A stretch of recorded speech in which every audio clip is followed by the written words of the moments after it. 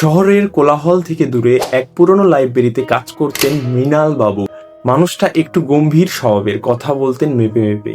একদিন লাইব্রেরিতে ধুলোবালি পরিষ্কার করতে গিয়ে একটি অদ্ভুত গোল ফ্রেমের চশমা খুঁজে পেলেন তিনি। কৌতূহলবশত চশমাটা চোখে দিতেই অবাক হয়ে গেলেন তিনি।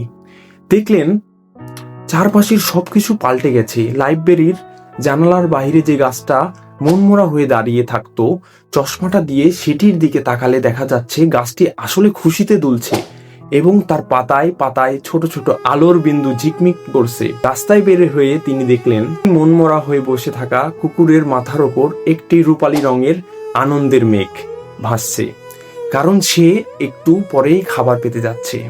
একজন ব্যস্ত মানুষের কাঁধে ছোট্ট একটি ভরসার পাখি বসে আছে।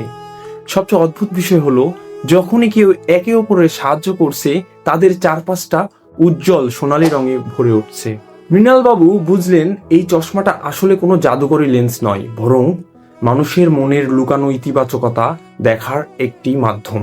তিনি চশমাটি সারাদিন পরে থাকলেন না, ডয়ারে রেখে দিলেন। কিন্তু সেই দিন থেকে তার ব্যবহারের পরিবর্তন এলো। তিনি সবার সাথে হাসি মুখে কথা বলতে শুরু করলেন। অনেকে জিজ্ঞেস করলো, মৃণাল বাবু, আপনার এই পরিবর্তনের রহস্য কি? তিনি শুধু হেসে বলতেন, চোখ দিয়ে নয়, মাঝে মাঝে মন দিয়েও পৃথিবীটাকে দেখতে হয়, তাহলেই আসল সৌন্দর্য চোখে পড়ে। তো বন্ধুরা, আমি মৃণাল বাবুর সাথে একমত।